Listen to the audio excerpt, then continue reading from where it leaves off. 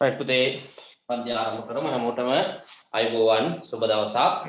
එතකොට අද දවසේ අපේ ගණිතය පන්තිය තුල තේමාව වෙන්නේ ඔයාලා දකින්න ඇති මම ඔයාලට කාලසටහන දාලා තියෙනවා. පිළිවෙලකට දවසකට අපි පාඩමක් වෙන් කරගෙන ඒ අනුව තමයි පුතේ වැඩ කටයුතු සිද්ධ කරන්නේ.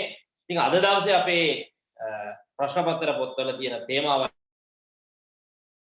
යටතේ අද අපි වෙන් කරගෙන තියෙන තේමාව අද දවසේ අපි සාකච්ඡා කරන ගැටලු භාග ගැටලු ප්‍රතිශත ගැටලු සහ සංඛ්‍යා රටා පාඩමට අදාළ වෙන ගැටලු ටික තමයි මේ ප්‍රශ්න පත්‍ර පොත තුල තියෙන අද දවසේ අපි සාකච්ඡා කිරීම සිද්ධ වෙන්නේ. ඉතින් කලෝ මේ සියල්ල සාකච්ඡා කරනවට වඩා මම ඔයාලට කිව්වා ප්‍රතිඵල ජායකයි අපි එක දවසකට නියමිත පාඩම් කොටසක් වෙන් කරගෙන යනවා සාකච්ඡා කිරීම සිද්ධ කරන එක. ඉතින් අපි කතා අඩුවෙන් වැඩ වැඩියෙන් කරන පන්තියක් නේ. එහෙනම් අපි කතාව අඩු කරලා අපි කරන වැඩේ තියන් කෙලින්. පෙරලා ගන්න පුතේ මම WhatsApp කියන්නේ අපේ සෙමිනාර් ගෲප් එකේ ඇටනම් ෆොටෝස් ටික දැම්මා. ප්‍රතිශත යටතේ අපිට කතා කරන්න තියෙන පළවෙනිම ප්‍රතිශත ගාන තමයි පළවෙනි පේපර් එකේ දෙවෙනි කොටසේ පළවෙනි ගාන. මෙන්න මේ ගාන.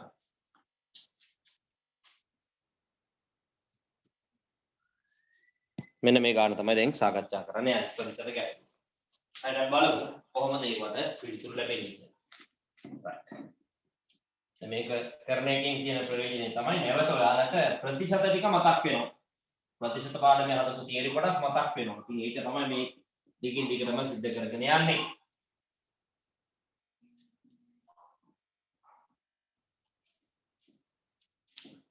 අපි ඊයේ දවසේ සමගාමී සමීකරණ එහෙම හොතට මේ ගණන් ගත්ත මතකයි. ප්‍රශ්න අංක 1 මෙහෙමයි තියෙන්නේ. වෙළෙන්දේ රුපියල් 16000කට මිලදීගත් පාපැදියා 15%ක ලාභයක් සහිත මිල ලකුණු කරයි. 15%ක් ලාභය තියාගෙන මිල ලකුණු කරනවලු. ඒ විකිණීමේදී ලකුණු කළ වෙලෙන් 5%ක වට්ටමක් ලබා දීමට ඔහු තීරණය කරයි. 15%ක වට්ටමක් දෙනවා කියන එකේ තේරුම පුතේ වට්ටමක් දෙනවා කියන්නේ මිල අඩු කරනවා. ගන්නකොට ගාණක් අඩු කරනවා. කොච්චර ගාණක් අඩු කරනවද 15%ක වට්ටමක් අපිට හම්බ වෙනවා. පාපැදියේ ලකුණු කළ මිල සොයන්නේ. right. ප්‍රශ්න අංක 1 පාපැදියේ ලකුණු කළ මිල. පුතේ 16000යි විකුණන්න තියෙන්නේ. එයා එකකින් බලාපොරොත්තු වෙන ලාභය 16000න් 15%ක ලාභයක් බලාපොරොත්තු. ඒතර 16000න් 15%ක් අපි බලමු. මේ බිංදු දෙකට මේ බිංදු දෙක කැපෙනවා. එතකොට එයාගේ ලාභය එනවා 15 6 90යි. බිංදුව දාන 9ක් ඉතුරුයි. 15 1 15යි 9 24යි. මේ බිංදුව අකට දානවා 2400යි. එයා මේකෙන් බලාපොරොත්තු වෙන ලාභය පුතේ රුපියල් 2400. අපෙන් අහන්නේ ලාභය නෙමෙයි පාපැදියේ ලකුණු කළ මිල කීයද කියලා. යහන්. එහෙනම් අපිට පුළුවන් දැන් මේකේ ලකුණු කළ මිල ලබා ගන්න. කොහොමද ලකුණු කළ මිල හොයන්නේ? 16000ට විකුණන්න තියෙනවා. එයා ඒකෙන් 2400ක් ලාභය තියා ගන්නවා. එහෙනම් 16000ට අරගෙන 2400ක් ලාභය තියාගෙන විකුණන්න දාන්න ඕනේ 18400. මෙන්න යාගේ පාපැදියේ විකුණු මිල. රුපියල් 18400. තේරුණානේ 16000ට අරගෙන 15%ක ලාභයක් තියාගෙන විකුණන ලකුණු කරන්න ඕනේ කීයද කියලා යහන්නේ. ඒත් 16000න් 15%ක් කියන්නේ රුපියල් 2400කට. එහෙනම් මෙයා අනිවාර්යයෙන්ම ගත්ත මුදලට වඩා 2400ක් වැඩි මිලකට තමයි විකුණන්න ලකුණු කරන්නේ. උත්තරේ 18400. මම මේ බයිසිකලේ 18400කට තියෙනවා විකුණන්න. ඔව් වට්ටම දීමෙන් පසු පාපැදියේ විකුණු මිල සොයන්න. දැන් මොකද කියන්නේ? මේ පාපැදියට වට්ටමක් දෙනවලු. කොච්චරද? 105ක වට්ටමක් දෙනවා. ගන්න මිනිස්සයාට 105ක මිල අඩු කිරීමක් තියෙනවා. එහෙනම් අපෙන් අහනවා වට්ටම ලැබුණාම පාපැදිය කීයද? වට්ටම ලැබුණාට පස්සේ 105ක් ගන්න අඩු කරාට පස්සේ පාපැදිය වටිනවා. අපි හොයාගමු මෙයාට හම්බ වෙන වට්ටම. වට්ටම සමානයි 18400යි දැන් මේක විකුණන්න දාලා තියෙන්නේ. මේකෙන් 105ක වට්ටමක් ලැබෙනවා. ඒතර මේකෙන් අපි බලමු 105ක් කියන්නේ කීයද කියලා. ඒක වැඩි කරනවා 100න් 5. සුළු කරමු මේ බිඳුවට මේ බිඳු දෙක කැපෙනවා. 60 බිඳු දෙකට උඩ බිඳු දෙක කැපෙනවා. අවසාන වැඩි කරමු විදියට 5 4ක් 4 20යි. බිඳු දාලා දෙකක් ඉතුරුයි. 5 4ක් 8 40යි 2යි 42යි. දෙක දෙනවා 4ක් ඉතුරුයි. 5 4ක් 1 5යි 4යි 9යි. රුපියල් 940ක් අඩු වෙනවා. මේ ගන්න මිනිස්සයාට පාපැදියේ වටිනාකමින් 940ක් අඩු කරනවා. ඒතර වට්ටම ලැබුණාට පස්සේ පාපදී වටිනාකම පාපදී then විකුණු මිල මොකද වෙන්නේ 18400ට විකුණන්න දාලා තිබ්බට තීරණය කරා 105ක වට්ටමක් දෙන. ඒ කියන්නේ එතනින් 940ක් අඩු වෙනවා. sorry 920ක් අඩු වෙනවා. පාපදී ගහලා තියෙන බිලෙන් 920ක් අඩු කරනවා. මෙයාට සල්ලි ගෙවන්න යනවා. අඩු කරමු. 0.10 10 නම් 8යි 3 තියෙන්නේ 13 නම් 4යි 7යි 1යි. එහෙනම් මම නම් මේ පාපදී සල්ලි දීලා ගන්න ඕනේ. මම මෙයාට ගෙවන්න ඕනේ 17480. මම දෙන්න ඕන රුපියල් 17480ක මුදලක් මේ පාපදී.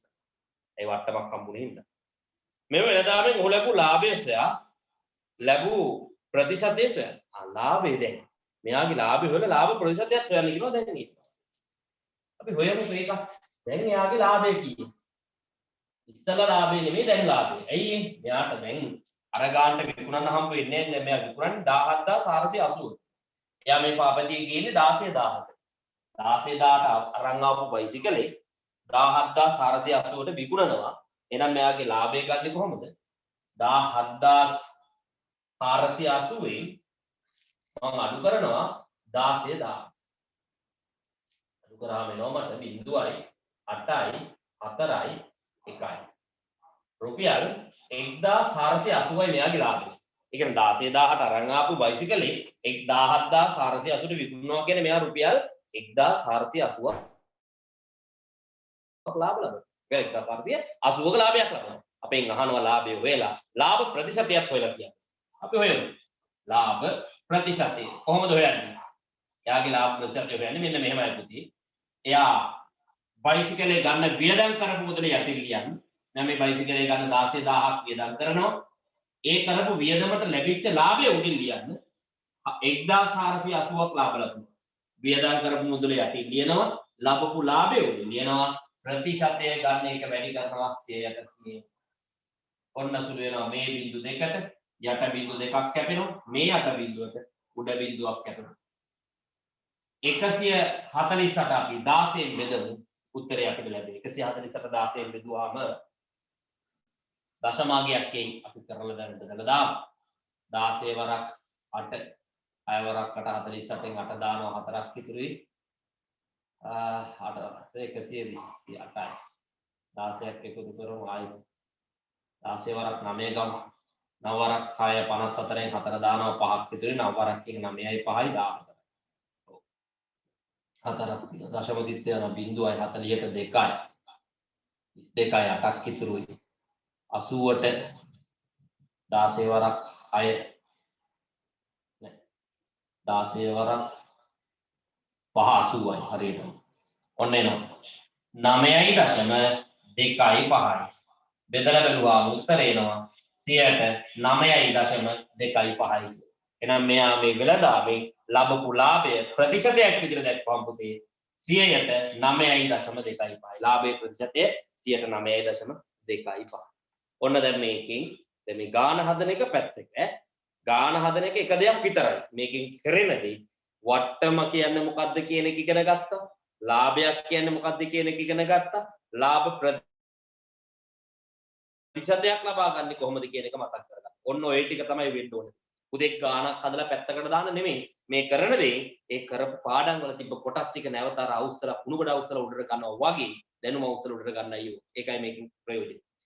ඊළඟ B කොටස මේ ප්‍රශ්නේ B කොටසක් තියෙනවා. ඇමරිකන් ඩොලර් වටිනාකම රුපියල් 182.25ක් වන අවස්ථාවක ඇමරිකාවේ වෙසෙන තම පියා විසින් පුතාගේ උපන්දිනයට එහෙමයි. ඇමරිකන් ඩොලර් 50ක තෑගි වවුචරයක් වටිනාකම ලංකාවේ රුපියල් වලින් කීයද කියලා. එල්ලන්නේ උපන්දිනේට තාත්තා රටේ ඉඳලා ඇමරිකාවේ ඉඳලා ඇමරිකන් ඩොලර් 50ක වවුචර් එකක් කියවලා gift voucher එකක්. අපෙන් අහනවා ඒක ශ්‍රී ලංකාව මුදලින් කීයද? ඇමරිකන් ඩොලර් 50ක් කියන්නේ ශ්‍රී ලංකා රුපියල් වලින් කීයද කියලා. ඒතර ශ්‍රී ලංකා මුදලින් කීයද කියලා හොයන්න මොකක්ද දන්නවද කරන්න ඕන? 182.25 මේ ඇමරිකන් ඩොලර් එක වටිනාකම ශ්‍රී ලංකාවේ මුදලින් වැඩි කරන්න ඇමරිකන් ඩොලර් 50.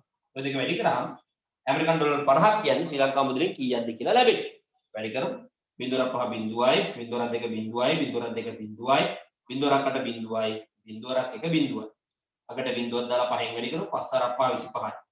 5 දාන දෙකක් ඉතුරුයි. 5 හරක් 2 10යි 2යි 12යි 2 දාන එකක් ඉතුරුයි. 5 හරක් 2 10යි 1යි 11යි 1 දාන එකක් ඉතුරුයි. 5 හරක් 8 40යි 1යි 41 1 දාන 4ක් ඉතුරුයි. 5 හරක් 1 5යි 4යි 9යි. බලමුකෝ කීයද කියලා. බිඳුවයි 5යි 2යි 1යි 1යි 9යි. දශම ස්ථාන දෙකක් තියෙනවා. දශම ස්ථාන දෙකට දශම ස්ථාන දෙක තිබ්බම මෙන්න තියෙන්නේ. ඒ කියන්නේ තාත්තා පුතාට එවලා තියෙනවා රුපියල් වලින් 9112යි 150. රුපියල් 9112යි 150ක වටිනාකමක් තියෙන gift voucher එකක් තමයි එවලා තියෙන්නේ. ශ්‍රී ලංකාව මුද්‍රණය ඇමරිකානු ඩොලර් වලින් 50ක් කියන්නේ ශ්‍රී ලංකාව මුද්‍රණය රුපියල් 9112යි 150. එදා දැන් අද වෙනකොට නම් පුතේ රුපියල් 200ක් වෙලා තියෙනවා. 200ක් 201 202 ඔය වගේ රේට් වලට තමයි ඇමරිකන් ඩොලර් එකක වටිනාකම යන්නේ. අද මේ අද දවසේ වුණා නම් තාත්තා ඩොලර් 50 රුපියල් 10000ක වටිනාකමක වවුචර් එකක් තමයි ලංකාවේ මුදලින් යාට හම්බෙන්නේ. ඇමරිකානු ඩොලර් වලින් රුපියල් 50ක් කියන්නේ ලංකාවේ මුදලින් රුපියල් ආසන්න වශයෙන් 10000. දෙල්ලන්නේ නැහැ නේ. රුපියල් 10000. ඔය ක්‍රිකට් ක්‍රීඩක මෑන් ඔෆ් ද මැච් වෙනවා, මෑන් ඔෆ් ද සීරීස් වෙනවා. ගණන් හදලා බලහලා ගෙදර ඉඳන්. දැන් ලේසිනේ. ඇමරිකන් ඩොලර් එකක් කියන්නේ රුපියල් 200ක්. එතකොට මෑන් ඔෆ් ද මැච් වුණාම ඩොලර් 1000ක් හම්බ වෙනවා කියන්නේ. කෙරිමයාට ලක්ෂ 2ක් හම්බ වෙනවා. කෙරිම ලක්ෂ 2ක්. ලංකාවේ මුදලින් ඇමරිකන් ඩොලර් 1000යි. ලංකාව මුදලින් ලක්ෂ 2යි. සමහර විට 1500ක් හම්බ වෙනවා. ඇමරිකන් ඩොලර් 1500යි. එතකොට ලක්ෂ 3ක් කෙරේ. ඇමරිකන් ඩොලර් 3000ක් හම්බ වෙන අවස්ථාවක් තියෙනවා. මෑන් ඔෆ් ද සීරීස්. එතකොට ලංකාවේ මුදලින් ලක්ෂ 6ක්. ඉතින් බලන්න ඔය දැන් එක එක මැච් තියෙනවනේ. ඩොලර් වලින් දෙනකොට පරිවර්තනය කරලා බලන්න. ලංකාවේ මුදලින් කීයද කියලා. කෙලින්ම 200ෙන් වැඩි කරන්නයි තියෙන්නේ. එදා නම් 182.25න් වැඩි කරන්න අද වගේ දවසක නම් 200ෙන් වැඩි කරන්න. හරි හදාගමු අපේ පළවෙනි ගාන. ප්‍රතිශත ගැටලුවක්. මේක මම අර කිව්වා වගේ නිකන් ගානක් හදනවා කියලා විතරක් හිතන්න එපා.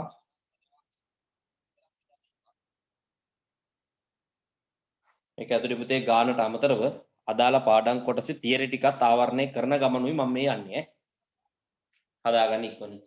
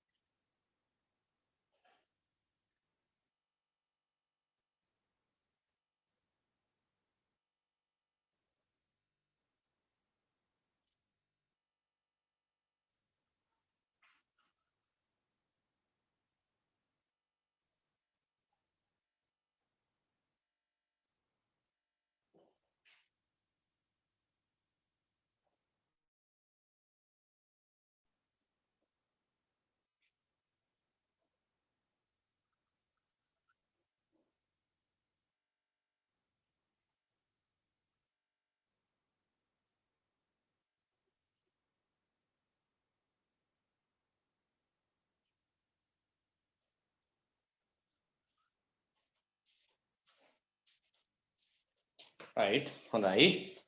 ඉවර නම් අපි ඊළඟ ගැටලුවට යනවා. ඊළඟ ගැටලුව අපිට හම්බ වෙන්නේ ඒ පේපර් එකට එච්චරයි තියෙන ප්‍රතිශත ගැටලුවකට. ඊළඟට යන්න වෙනවා අපිට පස්වර අධ්‍යාපන කලාප පේපර් එකට. ඒකේ අපිට ලැබෙනවා පස්වෙනි ගාන ප්‍රතිශත ගැටලුවක් විදිහට. අපි යමු පස්වෙනි ගාන. ප්‍රශ්න අංක 5.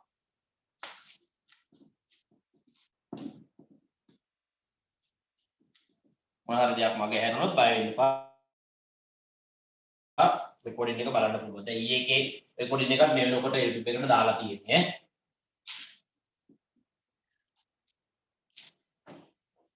right. හොඳයි. පස්වෙනි ගාන ඊළඟ පේපර් එකේ අංක 5. මොකද්ද? වඩු කාර්මිකයෙකු රුපියල් 40000ක් වටිනා නෑ. වඩු කාර්මිකයෙකු රුපියල් 40000ක් වියදමක් දරා මේසයක් නිෂ්පාදනය කර 15%ක ලාභයක් ගනිමින් එය වෙළෙන්දෙකුට විකුණනවා. 40000ක් වියදම් කරලා මේසයක් හදනවලු. එයා ඒකෙන් 15%ක් ලාභෙ තියාගෙන වෙළෙන්දෙකුට දෙනවා. වෙළෙන්දා මේසෙ මිලදී ගත් මුදල සොයන්න. right. අපි බලමු මේක කොහොමද වෙන්නේ කියලා. ඔන්න බලන්න. ඉස්සල්ලාම ලාභය හොයාගමු. ලාභය. කියන්නේ නිෂ්පාදකයාගේ ලාභය. හොඳයි. එයා මේක හදන්න 40000ක් වියදම් කරනවා. ඔය 40000න් 115ක ලාභයක් තියාගෙන තමයි ලාභයක් අල්ලලා තමයි විකුණන්නේ. 0.2 කැපිලා ගියාම 15 4 60යිනේ. 6000යි. එහෙනම් කියන්නේ වඩු කාර්මිකයා මම මේකෙන් රුපියල් 6000ක් ලාභය බලාපොරොත්තු වෙනවා. 6000ක් ලාභය තියාගෙන මම විකුණන්නේ කීයටද? විකුණුම් මිල වෙන්නේ 40000යි වියදම් කරා මේක හදන්න. එයාට ඒකට ලාභය 6000ක් ඕන වුණා. එතකොට මෙයා මේක විකුණන්නේ වෙලෙන්දාට 46000ට. වෙලෙන්දා මේක මිලදී ගන්නේ 46000. හරිද? වෙලෙන්දා මේක ගත්තේ කීයද? 46000. වෙලෙන්දායේ 120ක ලාභයක් ලැබෙනසේ විකිණීමට මිල ලකුණු කරයි. වෙලෙන්දා මොකද කරන්නේ? වෙලෙන්දා මේක 46000ක් දීලා අරගෙන එයා ඒකෙන් 120ක් ලාභය තියාගෙන විකුණනවා. තේරුණාද? නිෂ්පාදකයාගෙන් මම ගන්නවා. මම 120ක ලාභයක් තියාගෙන මම විකුණනවා. දැන් අපෙන් අහන්නේ මම මේක විකුණුවේ කීයද? මම වෙලෙන්දා මම මේක විකුණුවේ කීයද? නිෂ්පාදනයකෙන් මම සල්ලි දීලා අරගෙන මම 120ක ලාභයක් තිය විකුණනවා. මම විකුණන්න ඕනේ කීයද? ඔන්න බලන්න ඒක හදන්න. ලාභ වෙලෙන්දාගේ ලාභය. ඔය කොහමද? 46000ක් වියදම් කරනවා මේක. ඔය 46000න් 120ක ලාභයක් ලබනවා. 46000න් 120ක් බලන්න. මේ බිංදු දෙකට මේ බිංදු දෙක කැපෙනවා. දෙවරක් 6 12න් දෙක දානවා එකක් ඉතුරුයි. දෙවරක් 4 8යි 1යි 9යි. බිංදු දෙක අගට. වෙලෙන්දාගේ ලාභය 9200. වෙලෙන්දා 9200ක් ලාභය තියාගන්න. එහෙනම් එයා විකුණන්නේ කීයටද? විකුණුම් මිල වෙලෙන්දා එක විකුණන්නේ 46000ට වඩා 9600ක් වැඩිපුර. 9200ක් වැඩිපුර. 46000ට 9200ක් එකතු කරාම එනවා අන්න එනවා 55200. එහෙනම් වෙලෙන්දා මේක පාරිභෝගිකයට විකුණන්නේ 55200. එහෙනම් වෙලෙන්දා පාරිභෝගිකයට දෙන 55200. මේසේ විකිණීමේදී පාරිභෝගිකයාට 5%ක වට්ටමක් ලබා දීමට සිදුවේ. මේසේ පාරිභෝගිකයාට විකුණු මිල සොයනවා. දැන් තව සීන් එකක් කියනවා. වෙලෙන්දා ඉල්ලනවා ඊට පස්සේ මේක ඕනේ කියලා අපිත් එහෙමනේ. අඩු නැද්ද කියලා අහනවා ගිහිල්ලා නේ. අපි මේක ගන්න යනකොට අපි ගිහිල්ලා අහනවා මේසේ හරි අඩු නැද්ද අපිට ඩිස්කවුන්ට් එකක් නැද්ද කියලා අහනවා. අන්න එහෙම ඇහුවාම විකුණන මිනිහයාට සිද්ධ වෙනවා වට්ටමක් දෙන්න. මෙයා දැන් කොච්චර වට්ටමක් දීලාද? 100%ක වට්ටමක් දෙනවා කියලා කියනවා. 100%ක වට්ටමක් දෙන්න සිද්ධ වෙනවා. ඒ කියන්නේ දැන් මේක විකුණන්න දාලා තියෙන කීයද? 55200යි කියන විකුණන්න දාලා තියෙන්නේ. මේ විකුණන්න දාලා තියෙන මුදලෙන් 100%ක් මෙයාට අඩු කරන්න සිද්ධ වෙනවා. ගාන අඩු කරන්න සිද්ධ වෙනවා. අපි බලමු මෙහෙම අඩු කරලා කීයට විකුණන්නේ කියලා. අංශ 3 හොයනවා වට්ටම. වට්ටම සමානයි 55200න් 100ට 5ක්. බලමු කීයක් අඩු වෙයිද කියලා. බිංදු දෙකට බිංදු දෙක කැපුණා. පස්සර දෙක 10න් බිංදු දෙක එකක් විතරයි. පස්සර 25යි 26යි 6යි දෙකක් විතරයි. පස්සර 25යි දෙකයි 27යි. 2760ක් අඩු වෙනවා. රුපියල් 2760ක් අඩු වෙනවා පුතේ. එහෙනම් විකුණු මිල වෙන්නේ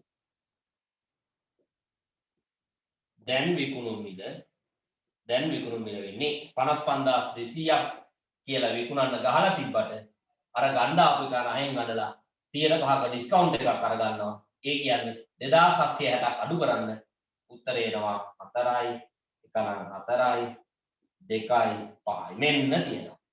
කීයටද මේක විකිරෙන්නේ අන්තිමට 52440. අන්තිමට මේක විකිරෙන්නේ රුපියල් 52440ට තමයි. ඩිස්කවුන්ට් එකත් එක්කම අඩු කරලා ඔන්නෝම ගන්න. right ඊළඟට B කොටසට යන්න.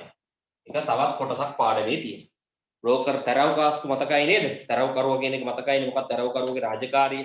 තරව කරුවගේ රාජකාරිය තමයි දැන් මම ඔය කිව්වා වගේ කිසියම් වත්කමක් වටිනාකමෙන් ඉහළ භාණ්ඩයක් ගැනීම ගන්න පුද්ගලයයි විකුණන පුද්ගලයයි මුණ ගැස්සන එක්කෙනාට කියනවා තරව කරුවා කියලා. උදාහරණයක් විදිහට මම ගාව වාහනයක් තියෙනවා. මම මගේ වාහනේ විකුණන්න ඕන. ඒතර මොකද කරන්නේ? මට වාහනේ විකුණන්න ඕන වුණාම තරව කරුවා කරන්නේ වාහනයක් ගන්න බලන් ඉන්න මිනිස්සෙක් හොයාගෙන ගිහින් ඒ ගන්න බලන් ඉන්න මිනිස්සයාට මගේ වාහනේ ගැන වර්ණාවක් දීලා එයා වාහනේ ගන්න කැමති කරවලා එයාවයි මාවයි මුණ ගැස්සලා මේ ගනුදෙනුව සිද්ධ කරනවා. ඒතර මං වාහනේ විකුණනවා එයා වාහනේ අරගන්නවා. ඒතර මොකද වෙන්නේ? ඒ සිදුවෙන ගනුදෙනුවේ යම් කිසි ප්‍රතිශතයක් අන්න අර තරව කරුවට අපිට දෙන්න සිද්ධ වෙනවා. ඒකෙන් තමයි ආ ජීවත් වෙන්නේ. ඒකෙන් තමයි ඒකට තමයි කියන්නේ අපි තරව ගාස්තුව කියන්නේ. කොමිස් මුදල කියන්නේ. වර්තමානයේදී ওই රාජකාරිය සිද්ධ කරන්නේ තාක්ෂණයේ භාවිතා වෙලා වෙබ්සයිට් හරහා. මට දන්නවා ikman.lk තියෙනවා patpat.lk ඕන මොකද්ද තියෙනවනේ anammanan.lk තව මේ මොකද්ද Uber තියෙනවා කෑම එහෙම අනම්මනන් ගෙන්න ගන්න පුළුවන් ඒක හරහා නැති මගුලක් නෑනේ දැන් ගෙහුවට පස්සේ හැමරෙද්ද වෙනවනේ මොනවද තව දරාස් තියෙනවා තව අලිබාබා තියෙනවා එක එක තියෙන වෙබ්සයිට් ඒවා හරහා ගන්නත් පුළුවන් විකුණන්නත් පුළුවන් ඕන දෙයක් සිද්ධ කරන්න පුළුවන් ඇඩ් දාන්න.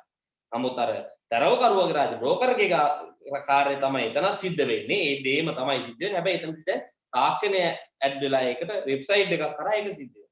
නමුත් අතීතයේදී ඕක සිද්ධ කරේ තරව කරුවා. එයා තමයි භාණ්ඩයක් ගන්න කෙනයි විකුණන කෙනයි මුණ ගැස්සන්නේ. අන්න ඒ මුණ ගැස්සන කෙනාට අර සිද්ධ වෙන බිස්නස් එකෙන් ඒ ගානේ යම් කිසි percentage එකක් දෙන්න සිද්ධ වෙනවා. ඒකට තමයි තරව ගාස්තු කියලා කියන්නේ. දැන් මේ જાති ගන්න. තරව කරුවගේ මාර්ගයේ රුපියල් ලක්ෂ නෑනේ ලක්ෂ නෑනේ රුපියල් 30000කට රූපවාහිනියක් විකුණු පුද්ගලයෙක් තරව ගාස්තු ලෙස 1500ක් ගෙවයි. කොමිස් ප්‍රතිශතය අනේ රුපියල් 30000ක වෙළඳාමක් සිද්ධ වෙලා. රුපියල් 30000ක වෙළඳාමක් සිද්ධ වෙලා. ඒ 30000ක වෙළඳාමක් සිද්ධ කරපු හින්දා අර තරව කරුවට 1500ක් දීලා. 30000ක බිස්නස් එකක් කරපු හින්දා තරව කරුවට මේක තියාගන්න කියලා 1500ක් දීලා. අපෙන් අහලා මෙතන තරව කරුවගේ ප්‍රතිශතය අරගත්ත කොමිස් ප්‍රතිශතය කීයද? කොහොමද බෑ? සිද්ධ වෙච්ච වෙළඳාම අපි කියන්නේ 30000. ඒ වෙළඳාම සඳහා ලබා දුන්න කොමිස් මුදල උඩින් ලියන්නේ 1500. වෙළඳාම වටිනාකම යටින් කොමිස් මුදල උඩින්. ප්‍රතිශතය බලන්න එක වැඩි කරනවා 100ට 100. සුළු වෙනවා මේ බිංදු දෙකට මේ බිංදු දෙක කැපෙනවා. මේ බිංදු දෙකට උඩ බිංදු දෙක කැපෙනවා. 15 තුනෙන් බෙදුවාම උත්තරේ 5. එහෙනම් මෙතෙන්දී යාට හම්බෙලා තියෙනවා 105ක කොමිස් මුදල. කොච්චරද 105ක කොමිස් මුදලක් ලැබෙන්නේ. ඔන්න තියෙනවා පුතේ. ඒකට අදාළ උත්තර ටික හදාගන්න.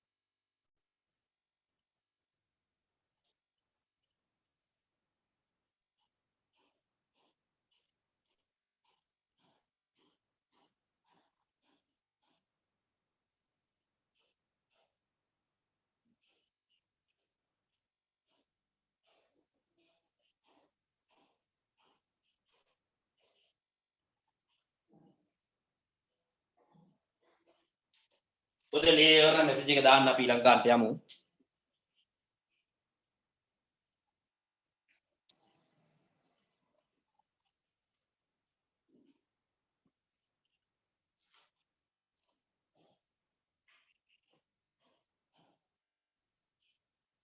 right clear නැහැ කවුරුත් නැහැ නේද? right නියමයි. අපි යමු ඊළඟ ගානට. ඊළඟට අපිට යන්න සිද්ධ වෙනවා ඉතින් ඒ අවුරුද්ද පේපරේනොත් ප්‍රතිශත ගාණක් විතරයි භාග අංක රටාව වලින් ඇවිල්ලා නැහැ. ඒකට අපිට යන්න සිද්ධ වෙනවා ඊළඟ පේපර් එකට. ඒ කියන්නේ බස්නාහිර පළාත් 2017 පේපර්. ඒකේ තියෙනවා අන්ති තුන්වෙනි ප්‍රශ්නයේ ප්‍රතිශත ගැටලුවක්. තුන්වෙනි ප්‍රශ්නයට මෙන්න මේ තියෙන මෙන්න මේ ගැටලුව. මේ තියෙන්නේ අඹ ප්‍රශ්නේ අඹ. right. අපි යම් බලන්න අඹ ප්‍රශ්නේ විසඳලෙමු ගිහිල්ලා. right.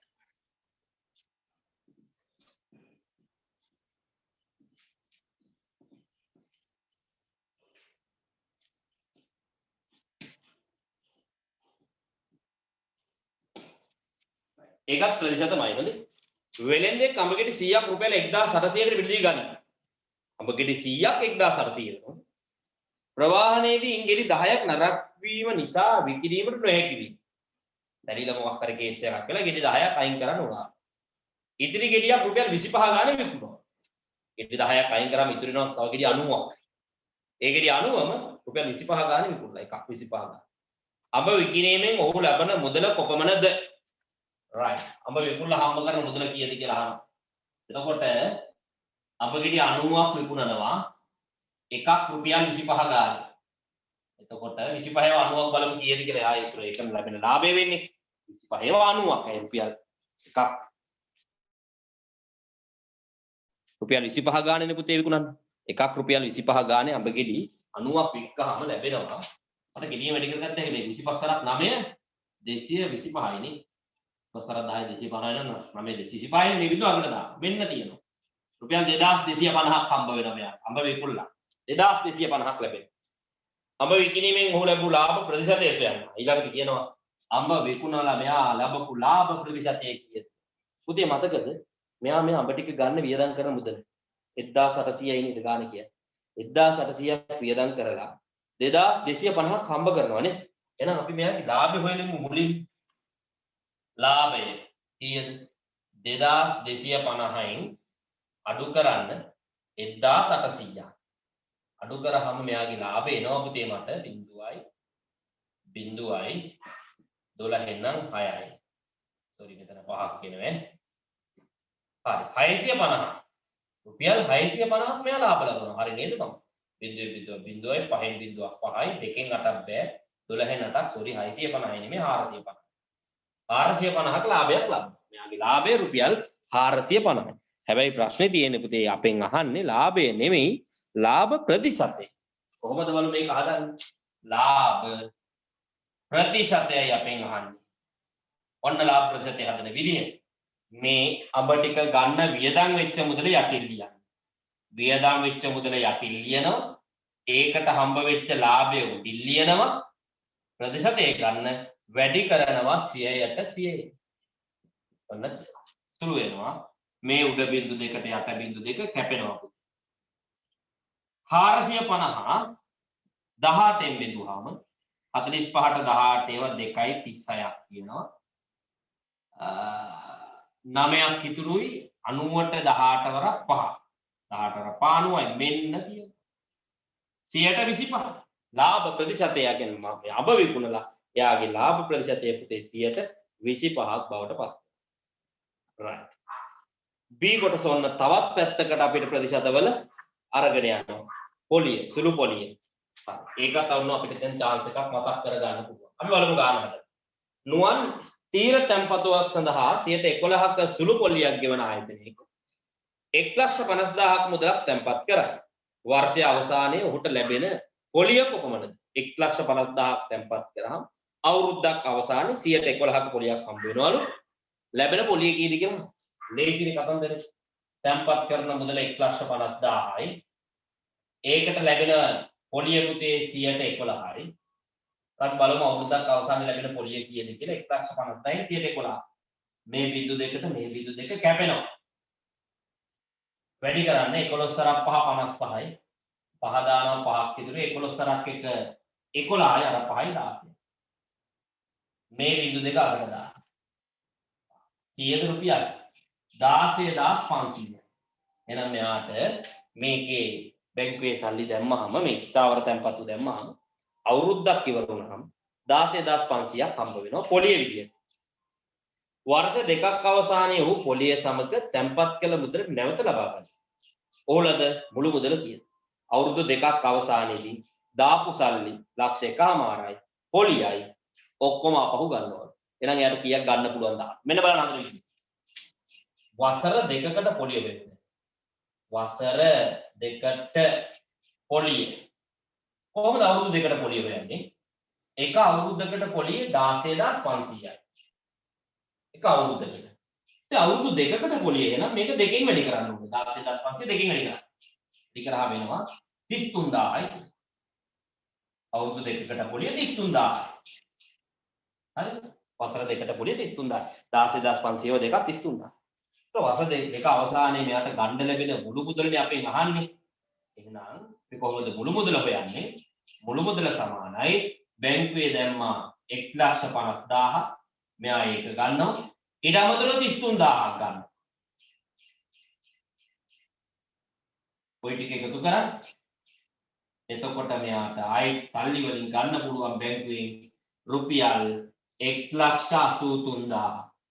කීයද රුපියල් 1,83,000ක මුදලක් පුතේ මෙයාට බැංකුවෙන් ආපහු අවුරුදු දෙකක් ඉවරලා ගන්න.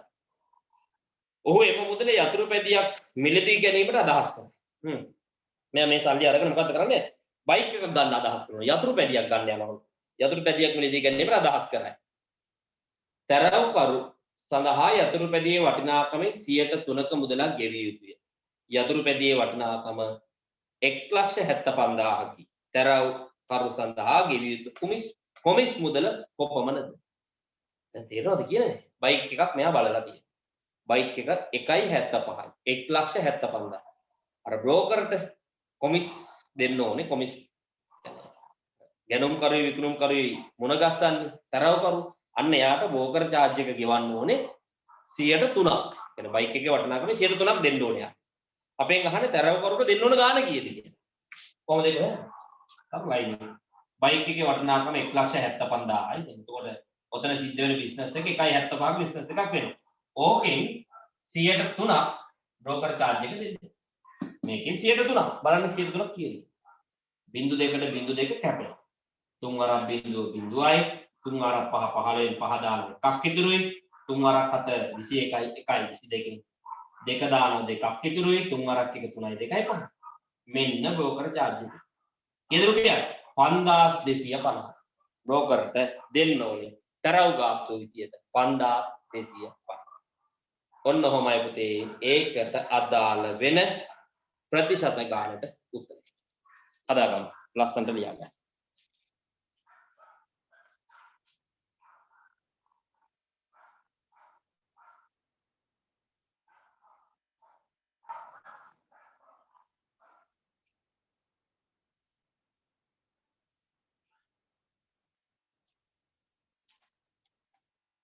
ඉවරනම් මට මැසේජ් එක දාන්න පුතේ.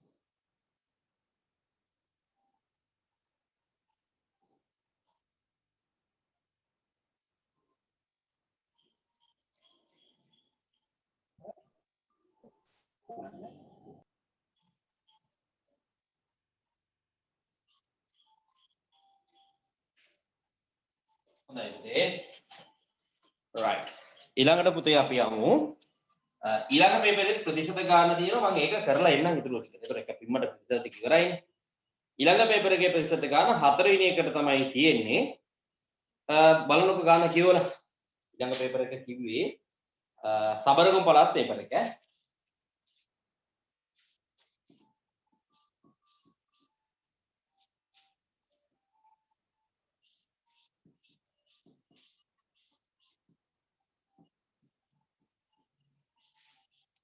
හොඳයි. තැන්පතුවක් සඳහා 108 දැන් මේක පොඩි වෙනසකුත් එක්ක තමයි මේ ගාන යන්නේ. මෙන්න මෙහෙම A සහ B කියලා බැංකු දෙකක විස්තර තියෙනවා. මේ A බැංකුව මේක B බැංකුව. A බැංකුව එහෙම නෙමෙයි. මේක වසරට 108ක පොලියක් දෙනවා. ණය මුදලක්.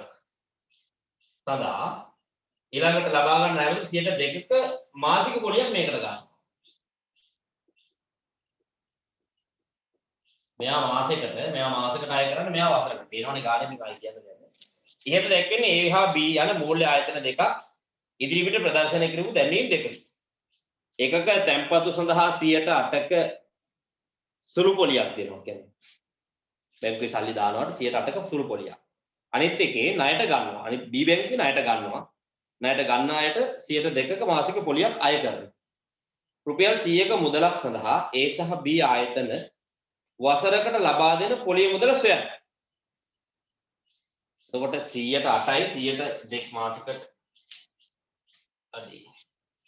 ඔන්න ඔක චුට්ටක් පරිස්සමට හදන්න ඕන සීල් කෝඩ් එකක් තියෙන්නේ. දැන් මෙයා පොලිය ගෙවන්නේ අවුරුද්දට. මෙයා පොලිය ගෙවන්නේ මාසෙට. දැන් රුපියල් 100ක මුදලක් සඳහා A සහ B ආයතන වසරකට ලබා දෙන පොලිය මුදල් ලියන්න. ඒවල කියන්නේ එතකොට මේකට නම් A නම් ප්‍රශ්නයක් නෑ 100ක් ගත්තොත් පොලිය ඒකට 108ක් හම්බ වෙනවා 100ට 100 කැපිලා යනවා රුපියල් 8යි ඒක බේසික් ගානක් මෙන්න මේ A බැංකුවෙන් රුපියල් 100ක් තැන්පත් කරොත් 100ට 8යිනේ පොලිය අවුරුද්දක් වෙනකොට පොලිය රුපියල් 8ක් දෙනවා 100ට 8ක් දෙනවා පොලිය 100ට 8ක් දෙනවා B බැංකුවේ ගාන පොඩ්ඩක් පරිස්සමට හදන්න ඕනේ. ඒ දන්නවද? එයාට පොලිය 102යිනේ දෙන්නේ මාසෙට හැබැයි. මාසෙට 102යි. අපෙන් අහන්නේ රුපියල් 100ක් තැන්පත් කරොත් අවුරුද්දකට ලැබෙන පොලිය කියන.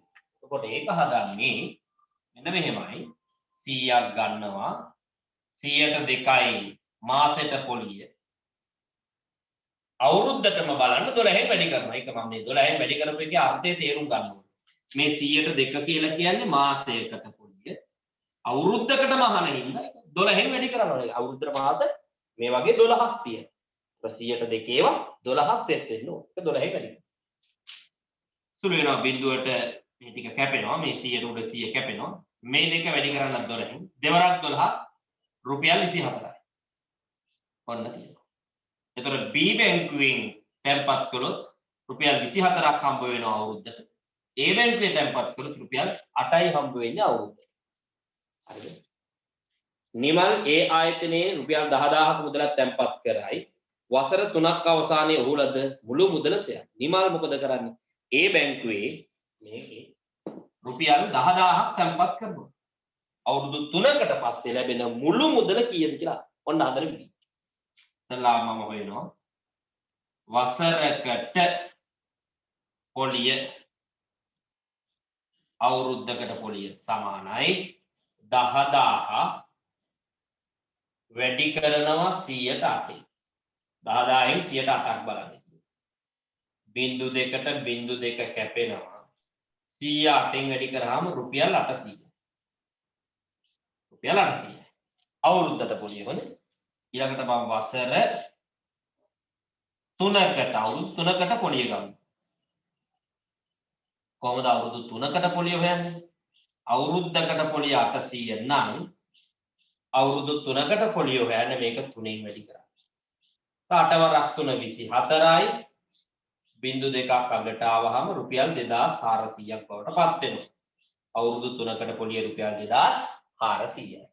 එහෙනම් වසර දෙක අවසානයේදී හම්බ වෙන මුළු මුදල අපෙන් අහනවා කීයද? මුළු මුදල හොයන්න මම මොකද කරන්න ඕනේ?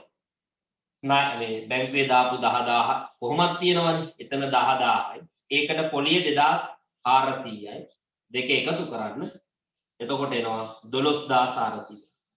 ඒ කියන්නේ පුතේ මෙයාට අවුරුදු 3ක් හිටියොත් ඉවසගෙන account එකේ මුළු මුදල බවට පත් කරගත්ත හැකි. 12400. තේරෙනවද? අවුරුද්දට රුපියල් 800 නම් පොලිය ඊළඟ අවුරුද්දෙත් 800ක් වැටෙනවා account එකට. ඊළඟ අවුරුද්දෙත් 800ක් වැටෙනවා. 803ක් වැටෙනවා.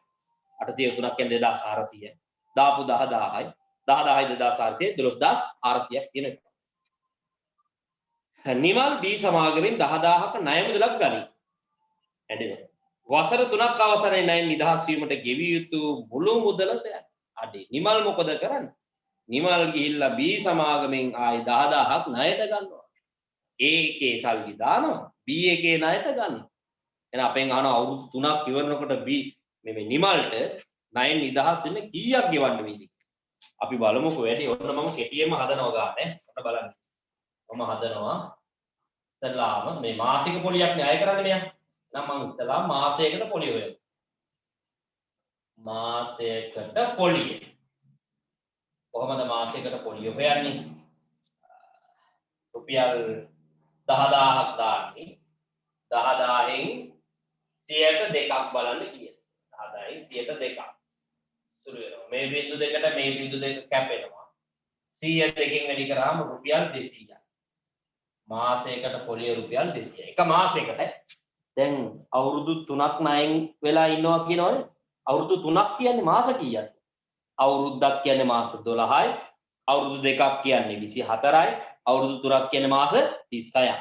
එතකොට එක මාසයකට රුපියල් 200 ගානේ මාස 36ක් ණය වෙලා හිටියොත් කියන අවුරුදු 3ක් මාස 36ක් ණය වෙලා හිටියොත් වසර 3කට පොලිය ගෙවන්න වෙනවා කීයක්ද? 200 ඒවා 36ක්. බලමු කීයද කියන්නේ? 36 වල දෙක 72යි. බිංදු දෙකකට දාන්න මෙන්න. රුපියල් 7200යි. අවුරුදු 3ටම පොලිය රුපියල් 7200ක් වෙනවා. දැන් අපෙන් අහන්නේ අවුරුදු 3ක් අවසානයේ මෙයා ණය නිදහස් වෙනවා නම් කීයක් ගෙවන්න ඕනද? එහෙනම් මම ලියනවා 9න්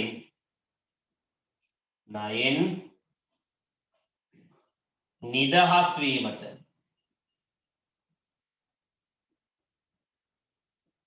ගෙවිය යුතු මුළු මුදල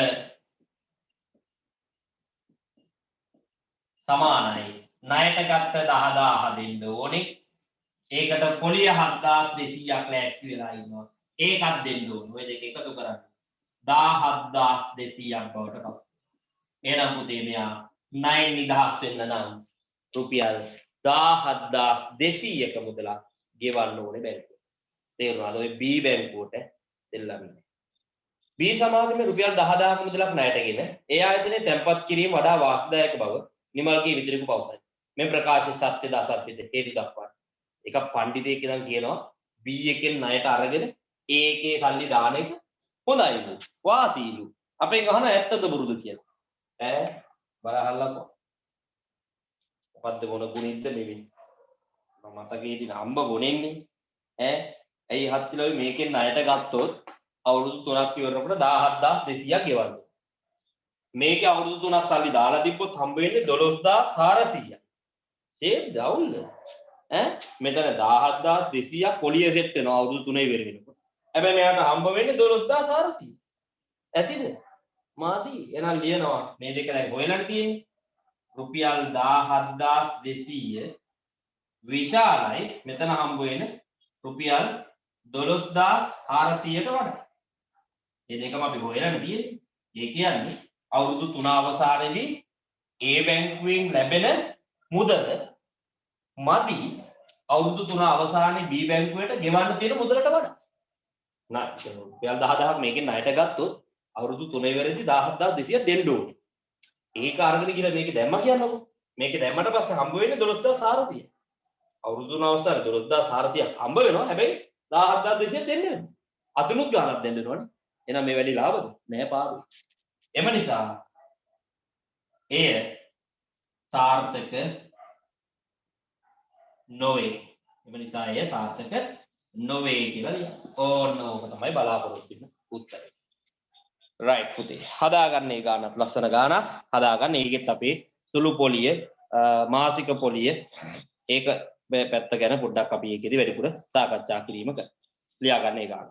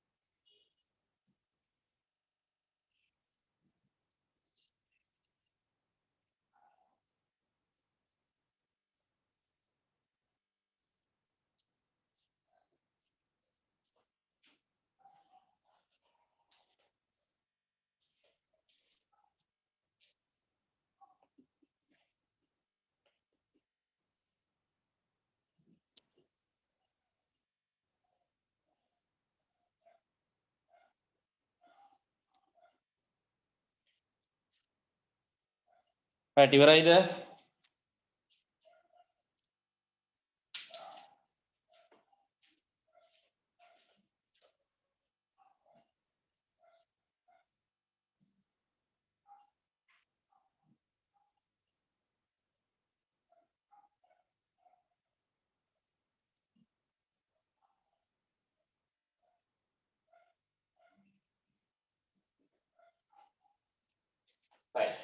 ඊළඟට සබරංග වල පේපර් එකේම දෙවෙනි ප්‍රශ්නෙට අපි යනවා. ඒක සංඛ්‍යා රටා පාඩම. එක පෙළට මම ප්‍රතිශත ගණන් ටික හැදුවා. මොනවා දැන් ඊළඟට සංඛ්‍යා රටා පාඩම.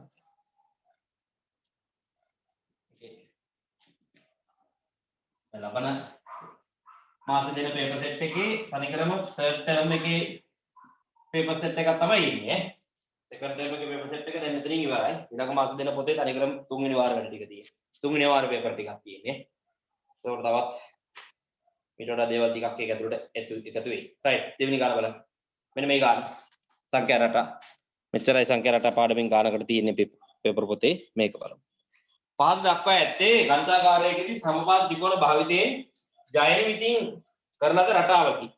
ඊට එක් එක් අවස්ථාවේ කුඩාම සමපාද ත්‍රිකෝණ ගණනට අදාළ සංඛ්‍යා රටාව මුල්පද 4 ලියා දක්වන්න. ඊට එක් එක් අවස්ථාවේ කුඩාම සමපාද ත්‍රිකෝණ ගණනට අදාළ සංඛ්‍යා රටාවේ මුල්පද 4 ලියා දක්වන්න. මේකේ තියෙන ත්‍රිකෝණ වල රටාව ලියන්න කියලා කියන්නේ මුලින්ම. මුලින්ම එකේ ත්‍රිකෝණ දෙකක් තියෙනවා. ඊළඟ එකේ ත්‍රිකෝණ 1 2 3 6ක් තියෙනවා. ඊළඟ 1 2 3 4 5 10ක් තියෙනවා. ඔය තියෙන රටාව. ඉහත සංඛ්‍යා රටාවේ පොදු පදය සඳහා ප්‍රකාශනය ගොඩනගන්න. මේකේ පොදු පදය ලියන්න. TN සූත්‍රය ලියන්න. දෙමු ඉතින්. අපි දන්නවා මේක කරන්න ඕනේ. මේ සංඛ්‍යා රටාව හැදිලා තියෙන 4න් 4ට. මේ දෙක අතර පරතරය 4යි, මේ දෙක අතර පරතරය 4යි. 4න් 4ට ගිහිල්ලා තියෙන. එහෙනම් මේ සංඛ්‍යා රටාව හැදෙන්න උදව් කරලා තියෙන්නේ කවුද? මොකද උදව් කරලා තියෙන්නේ? 4 ගුණාකාර උදව් කරලා තියෙන්නේ. එහෙනම් මම මේක 4 ගුණාකාර ඇතුලේ මෙහෙම හදමු. මම මේ සංඛ්‍යා රටාවේ පළවෙනි පදේ ලියනවා. 4 ගුණාකාර වල පළවෙනි පදේ හැදෙන විදිය. කොහොමද 4 ගුණාකාර වල පළවෙනි පදේ හැදෙන්නේ? 4 වරක් 1. 4 වරක් 1 4යි නේ. 4 ගුණාකාර වල නම් පළවෙනි පදේ 4 වරක් 1 4 වෙනවා. නමුත් මෙතන තියෙන දෙක. ඉන්න ඕනේ 4 ගුණාකාර වල පළවෙනි පදේ 4 වරක් 1 4යි. නමුත් මෙතන තියෙන දෙක. මොකද්ද වෙන්න ඕනේ? මේ තියෙන එන උත්තරෙන් දෙකක් අඩු වෙනවා නම් අඩු කරා නම් ගානට මේ පළවෙනි පදේ 2යි කියලා සෙට්. ගානට උත්තරේ. ඒ විදිහටම දෙවෙනි පදේ තියෙනවා. 4 ගුණාකාර වල දෙවෙනි පදේ ලැබෙන්නේ 4 වරක් 2කින්. 4 වරක් 2 8යි. හැබැයි මෙතන තියෙන 6යි. ඒකටත් අර දේම කරා නම් වැඩි හරියි. 8න් 2ක් අඩු කරා නම් උත්තරේ ගානට 6යි කියලා එනවනේ. ඊට තුන්වෙනි පදේ ගමු. 4 ගුණාකාර වල තුන්වෙනි පදේ 4 වරක් 3 12යි. හැබැයි මෙතන තියෙන්නේ 10. එහෙනම් 12 10 වෙන නම් දෙකක් අඩු කරා නම් වැඩි හරියි. ගානට උත්තරේ එනවනේ. දැන් එහෙනම් රටාව පැහැදිලි වෙන්න ඕනේ. මොකද මේ වෙලාව තියෙන හැම 4 ගුණාකාරයකම මේ ඉස්සරහින් 4 ගුණාකාරනේ. හැම 4 ගුණාකාරයකින් දෙක ගානේ අඩු වෙලා තමයි මේ උදේ ඉන්න සංඛ්‍යා රටාව ඇතුලේ. එහෙනම් කතන්දරේ පැහැදිලි පුතේ. මේ සංඛ්‍යා රටාවේ සාධාරණ පදය TN සූත්‍රය එහෙනම් එනවා. හැම 4 ගුණාකාරයකින්ම 4 ගුණාකාරල සාධාරණ පදේ 4යි එන්නේ. හැම 4 ගුණාකාරයකින්ම දෙක ගානේ අඩු වෙලා තමයි උඩ තියෙන සංඛ්‍යා රටාව හැදෙන්නේ. ඉතින් මෙයා හැදෙන්නේ. එහෙනම් මේ සාධාරණ පදේ මේ සංඛ්‍යා රටාවේ 4යි n ඍණ 2. එයි 4යි n ඍණ 2 4යි n කියන්නේ 4 ගුණාකාර වල පොදු පදේ. ඒකෙන් දෙකක් අඩු වෙලා තමයි මෙයා හැදෙන්නේ. ඔන්න සාධාරණ පදේ ලියන්න. වැඩි හරි. ඊළඟට එම රටාවේ 8 වෙනි පදේ සොයන්න. මේ සංඛ්‍යා රටාව 8 වෙනි පදේ අහනවා කියන්නේ. හරි අපි හොයමුකෝ දැන් අපි පදේ හොයාගන්න පුළුවන් අපි දැන් සාධාරණ පදේ ලියුවනේ. සාධාරණ පදේ දන්නවා කියලා ඕනම පදයක් හොයන්න. බය නැතුව හොයමු 8 වෙනි පදේ. TN සූත්‍රය ලියනවා. TN සමානයි 4යි n ඍණ 2. මේක දැන් n තියෙන තැනට දාන්න 8. දාලා 8 වෙනි පදේ හොයමු. එතකොට T8 සමානයි 4 වරක් n වෙනුවට 8 අඩු කිරීම 2. 4 වරක් 8 32යි අඩු කරන්න 2ක් 32න් 2ක් ගියාම 30යි. ඔන්න තියෙනවා සංඛ්‍යා රටාවේ 8 වෙනි පදේ. කීයද? 30. ඕ 32යි 32න් 2ක් ගියාම 30යි. සංඛ්‍යා රටාවේ 8 වෙනි පදේ එනවා. කීයද පුතේ? 30යි. 15 වෙනි අවස්ථාව සඳහා ත්‍රිකෝණ 60ක් ප්‍රමාණවත්යයි. ජයනි පවසයි. මෙම ප්‍රකාශයට ඔබ එකඟ වේද නොවේද? හේතු සහිතව පැහැදිලි කරන්න. ජයනි ඉතින් කියන මේ සංඛ්‍යා රටාවේ 15 වෙනි රටාව හදන්න ත්‍රිකෝණ 60ක් ඇති කියලා. අපෙන් අහන ඇත්තද කියලා. බලමුද? 15 වෙනි පදේ හොයමුද? ඒතර හොයාගත්ත හැකි 15 වෙනි රටාව හදන්න ත්‍රිකෝණ 60ක් ඇතිද කියලා. TN සූත්‍රය ලියනවා නැවතත්. TN සමානයි a ධන n ඍණ 1 වතාවක් d. 15 වෙනි පදේ ඉන්න n ඍණ 15 දාන්න. එතන t 15. තමයි සාධාරණ පදේ මෙතන. දෙක n වෙනුවට 15 දානවා. t 15 සමානයි 4 වරක් n වෙනුවට 15 අඩු කිරීම 2.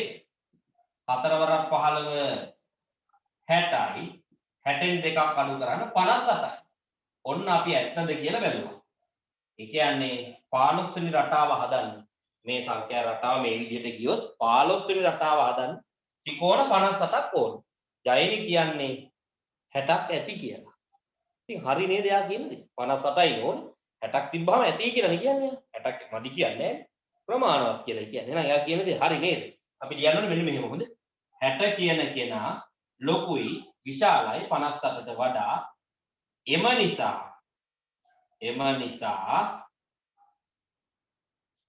ජයනිගේ ප්‍රකාශය සත්‍යකි. එම නිසා ජයනිගේ ප්‍රකාශය සත්‍යකි කියලා එනවා. ඔන්න ඔහමයි පුතේ සංඛ්‍යා රටා ගානට අදාළ උත්තර අපිට ලැබෙන්නේ. ලස්සනට ලියාගන්න ගානත්.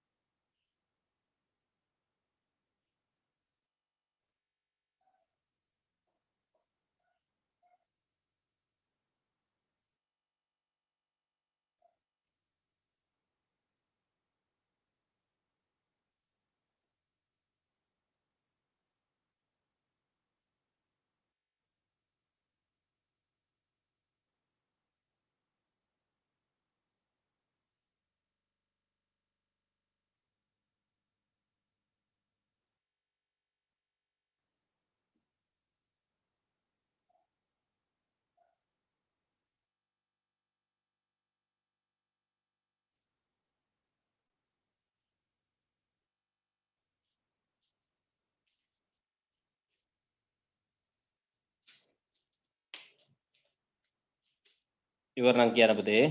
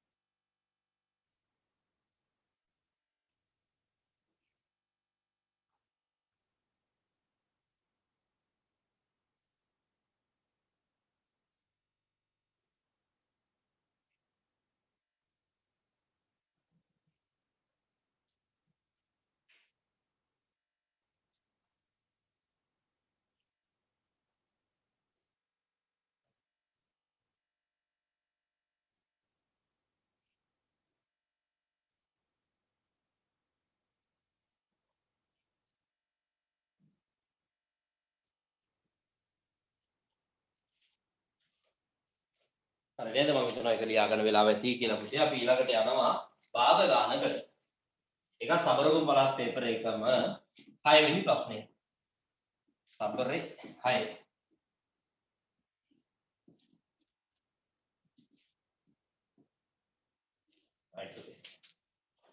6 වෙනි ප්‍රශ්නය සුළු කරන්න රොබිලක් අංකයක භාග 5න් 4 අඩු කරන්න 4න් 1 පුතේ ඔයාලා දන්න දෙයක් භාග සංඛ්‍යා එකතු කරන්නවත් අඩු කරන්නවත් බෑ නේද හරයන් සමාන නැතුව මේ තියෙන එකාගේ හරය සමාන නැහැ නේද එහෙනම් අපි හරය සමාන කරගමු කොහොමද හරය සමාන කරන්නේ මෙන්න මෙහෙම බලන්න මම මේ භාග සංඛ්‍යා මුඩ 8.2ම 4න් වැඩි කරලා මේ භාග සංඛ්‍යා මුඩ 8.2ම 5න් වැඩි කරනවා ඒ කියන්නේ මේ හරයන් දෙක මාරු කරලා වැඩි කරනවා එතන බලන්න 4 වරක් 5 20යි 4 වරක් 4 16යි 4 වරක් 5 20යි 5 වරක් 1 5යි බලාපොරොත්තු වෙච්ච නම් හරය සමාන වුණානේ වැඩි ඉවරයි හරයන් දෙක සමාන නම් අපි එම හරයම දැම්මා ළමයන් දෙක සුළු කරනවා 16න් 5 ගියාම 11 ඔන්න උත්තරේ 20න් 11 රොමෙලක් අංක 2 වන් බෙකුතර නීතිය දාන්න තියෙන 3න් 2 අඩු කිරීම 2න් 1 වරහන වැඩි කිරීම 5න් 3 කාටද මුල් තැන ඔයාලා දන්නවා වන් බෙකුතර නීතිය බෝඩ් මාස් මුලින්ම බ්‍රැකට් ඒ කියන්නේ වරහන තුල සුළු කරලා ඉන්න ඕනේ සලා වරහන ඇතුලේ සුළු කරන්න එනකොට හරයන් දෙක සමාන නැහැ සමාන කරගන්න ඕනේ ඇයි අඩු කරන්න තියෙන්නේ අඩු කරන්න බැරි මෙහෙම තියන්න අනම් හරය සමාන කරගන්න කොහොමද බලමු හරය සමාන කරන්න ඉස්සෙල්ලා කරපු දෙයමයි මේ දෙන්නගේ හරයන් දෙක මාරු කරලා වැඩි කරන්න නිකම්ම සමාන නැතුව මෙයා ගුඩ යටයි දෙකම මෙයාගේ හරය දෙකෙන් වැඩි කරා මෙයා ගුඩ යටයි දෙකම මෙයාගේ හරය තුනෙන් වැඩි කරා අර බලන්න වෙන තුන් වරක් 2 6යි දෙවරක් 2 4යි එන තුන් වරක් 2 6යි තුන් වරක් 1 3යි වැඩි කිරීම 5න් 3 දැන් දෙන්නගේම හරයන් දෙක සමානයි එම හරයම දානවා 4න් 3ක් ගියාම එකයි වැඩි කිරීම 5න් 3 right දැන් වැඩි කරද්දී භාග වැඩි කරද්දී උඩයි යටයි කැපෙන අය ඉන්නකොට කැපෙනවා මේ දෙන කැපෙනවා 3 3න් බෙදුවාම 1යි 6 3න් බෙදුවාම 2යි තව කැපෙන අය නැහැ එහෙනම් ඊටු ටික වැඩි කරන්න 1 වැඩි කරාම 1න් 1 වරක් 1යි 2 වැඩි කරාම 5න් 2 වරක් 5 10යි උත්තරේ 10යි උත්තරේ පුතේ 10යි 1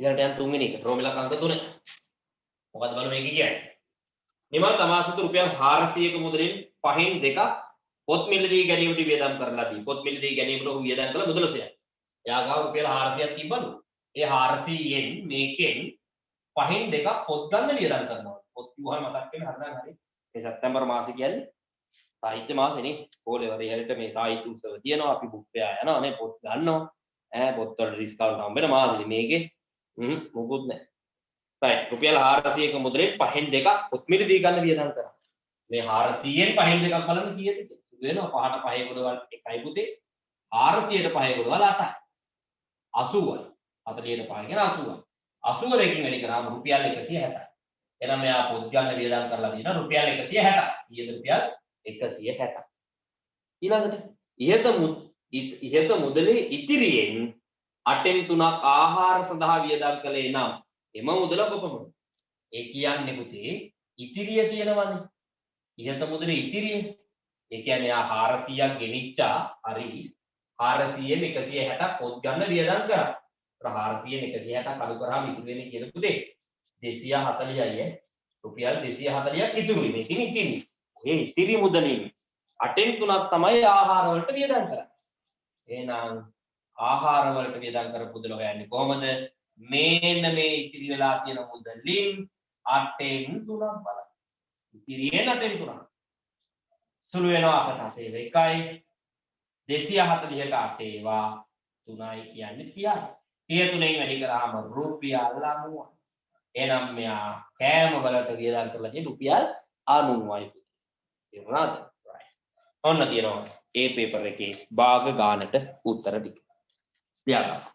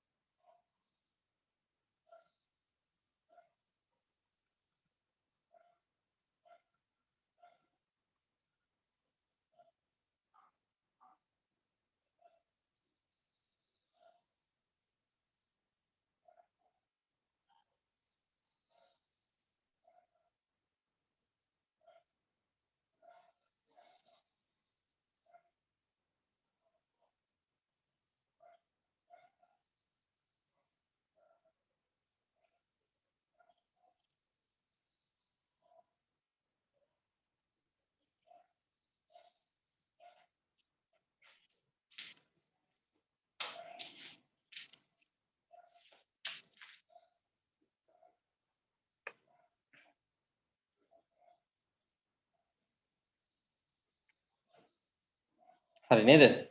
ඊළඟට අන්තිම ගාන කෑගල්ල අධ්‍යාපන කලාපය. කියන්නේ පළවෙනියටම කරපු පේපර් එකේ මුල්ම පේපර් එකේ 7 වෙනි ප්‍රශ්නේ රෝම ඉලක්කම් අංක 1. පළවෙනිම පේපර් එක මුලටම පෙරලා ගන්න. 7 වෙනි ප්‍රශ්නේ රෝම ඉලක්කම් අංක 1. භාගමයි. භාග. right. මොකද තියෙන්නේ? සුළු කරන්න 7 වෙනි ප්‍රශ්නේ රෝම ඉලක්කම් අංක 1. සුළු කරන්න 7න් 4 අල්ලා යන්න වරහන 2න් 1 දාන 8න් 1. දන්නවනේ මුල් තැන දෙන්න ඕනේ වරහනට කවුරු හිටියද? වරහනක් තිබ්බොත් වරහන තමයි ඉතින් ලෝකා. වරහන ඇතුලේ සුළු කරන්න. එකතු කරන්න තියෙන්නේ හැබැයි එකතු කරන්න බෑ හරයන් දෙක අසමානයි. එහෙනම් මුලින්ම හරයන් සමාන කරමු. මට පොඩි ක්‍රමයක් මතක් වෙනවා. මට මේ දෙක 8 කරගන්න පුළුවන් නේද පහසුලින්? යට 4න් වැඩි කරලා උඩත් 4න් වැඩි කරලා. අපි කරන්න ඕනේ මොන ක්‍රමේ පාවිච්චි කරලා හරය සමාන කරන්න. එච්චර. මේ හරයන් මාරු කරගෙන දඟලන දෙයක් නෑ. මට දෙක 8 කරගන්න පුළුවන්. කෙලිම මේ දෙක උඩ යට දෙකම 4න් වැඩි. තොල්ලේ භාගෙන් ලියාගත්තා. ඒත් දැන් එහෙම කරාම එනවා බලන්න. 4 වරක් 2 8යි. 4 වරක් 1 4යි. ධන 8න් 1යි. ඔන්න ඔහොම එනවා. හරයන් දෙක දෙන්නගේ සමාන වුණානේ. එහෙනම් මොකද කරන්නේ? හරයන් සමාන නේ. එම හරයම දානවා පුතේ. එම හරයම දානවා හරි. ලවයන් දෙක එකතු කරනවා 4යි 1යි 5යි.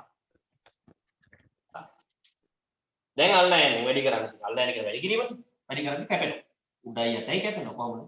4ට 4 ගොඩවල් 1යි. යට ඉන්න 8ට 4 ගොඩවල් 2යි. අවසානයේ ටික වැඩි කරන්න 1 වැඩි කරන්න 5න් 1 වරක් 5 5යි බෙදීම 7 වැඩි කරන්න 2කින් 7 වරක් 2 14. උත්තරේ මට එනවා 14න් 5යි. උත්තරේ 14න් 5යි. රෝම ඉලක්කාංක දෙකක් හදන්න වෙනවා. භාගමයි රෝම ඉලක්කාංක දෙක. මොකක්ද කියන්නේ? පියේ තමා සතු ඉදෙමින් 4න් 3ක් දරුවන් අතර බෙදා දුන් පසු ඔහුට ඉතිරි වූ කොටසේ වර්ගඵලය වර්ග මීටර 175ක් නම් මුළු ඉඩමේ වර්ගඵලය කීයද? පුතේ පියේ දරුවන්ට තමන්ගේ ඉඩමින් 4න් 3ක් බෙදලා දෙනවා. ඒක 4න් 3ක් දරුවන්ට දුන්නාම පියාට ඉතුරු වෙන්නේ කීයද? තේරෙනවානේ 4න් 3ක් දුන්නා නම් පියාට තියෙන්නේ තව 4න් 1යි. ඔන්න ඔය 4න් 1 ඉතිරි වෙනවලු පියාට. කියන්නේ මුළු ඉඩමෙන් 4න් 1ක් තාත්තට ඉතිරි වෙනවා. ඒ ඉතිරි වෙන ඉඩම පුතේ වර්ග මීටර 175යි නම් මුළු ඉඩමම කීයද කියලා. හරිම ලේසි කතන්දරයක්. ඒ කියන්නේ මුළු ඉඩමෙන් 4න් 1ක් කියන්නේ වර්ග මීටර 175ක. ඒතර අපිට දැන් ඕනේ මුළු ඉඩමම කීයද කියලා හොයන්න. يعني මෙහෙම ඉඩම කෑලි කපලා ගත්තොත් මේ තියෙන්නේ. මොනම කොටස් කරොත් මේ 4න් 1ක් තමයි 175. එතකොට අපිට මේ ඕනේ මුළු ටෝටල් එකම කීයද කියලා. මේ වගේ 4ක් කීයද කියලා හොයන්න. එතකොට මොකද කරන්න ඕනේ 175 වැඩි කරන්න ඕනේ අපි 4. වැඩි කරමු 4 වරක් 5 20 බිංදුව දාන දෙකක් ඉතුරුයි 4 වරක් 7 28යි 2යි.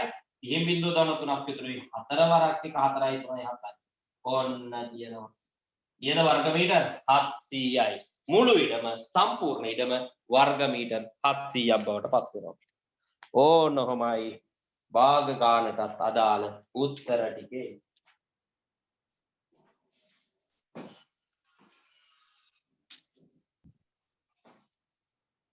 හොඳයි. ඔන්න ඉතින් ඔක්කොම ගැටලු ටික ඔක්කොම ප්‍රශ්න ටික අපි හැදුවා අද දවසේ. රයිට් වලට මතක් කරනවා ලබන සිකුරාදා එන සිකුරාදා එළඹෙන සිකුරාදා කෙලින්ම අපි හම්බ වෙන්නේ සම්මන්ත්‍රණයකින් සෙමිනේහකින්. මම ඊයේ කිව්වනේ පුළුවන් විදියට දෙන්න පුළුවන් සහයෝගය දෙන්න. එක්කෙනාට ගානේ කිව්වොත් ඉන්න ප්‍රමාණය දෙගුණ වෙනවා. ඒකින්ද දෙන්න පුළුවන් සහයෝගය දෙන්න. ඊළඟ සිකුරාදා තියෙනවා අපේ සම්මන්ත්‍රණය ඔයාලා දකින්න ඇති සම්භාවිතාව. සම්මන්ත්‍රණය තමයි එළඹෙන සිකුරාදා පැවැත්වෙන්නේ. ඊට අමතරව මම ඔයාලට අසමානතා පාඩමෙලු තව සම්මන්ත්‍රණයක් දෙනවයි කියලා මම ඔයාලට පොරොන්දු. ඒකත් මේ මාසෙ ඉවර වෙන්න කලින් දෙන්න. ඒකෙන් හින්දා පුතේ පේනවනේ මහන්සි වෙනවා කැප වෙනවා ඔයාලා වෙන්නේ. ඔයාලා උපරිමේ මේක සඳහා යොමු කරන්න. දන්න අයට කියන්න. පන්තිය හොඳ නම් දන්න අය හැමෝටම කියන්න. එකතු වෙන්න කියමු. මට දරුවන්ගේ නම පන්තියේ වුණාට පස්සේ මම ගෲප් එකට ඇඩ් කරගෙන ඒ අවශ්‍ය තොරතුරු ටික ලබා දෙනවා. ඉතින් පුතේ අපි එකතු කරගෙන ලස්සන ගමනක් යන් ලස්සනට වැඩ එක කරමු. අපි අනිවාර්යයෙන්ම මේ අභියෝගයේ ජය ගන්න. දැන්ටමත් භාගයක් දෙනලා ඉවරයි. මේ කරගෙන ආපු වැඩ තුක ඔයාලා දකින්නවනේ දැක්කද? ඒ වගේ තව ටිකයි යන්න අපි ඒ ටිකක් උඩ දාගමු 9 හොඳට මුදන ගත්ත පන්ති අපි වෙමු හරි වෙන්න පුළුවන් කරන්න පුළුවන් උපරිම දේවල් වෙන්නේ එහෙනම් පුතේ මෙතනින් අපි අද නතර වෙන්න එළවෙන සිකුරාදා ගණිතය සම්බන්ධනයත් එක්ක අපි ආයි මුණ ගැහෙමු එහෙනම් හැමෝටම ආයිබෝවන්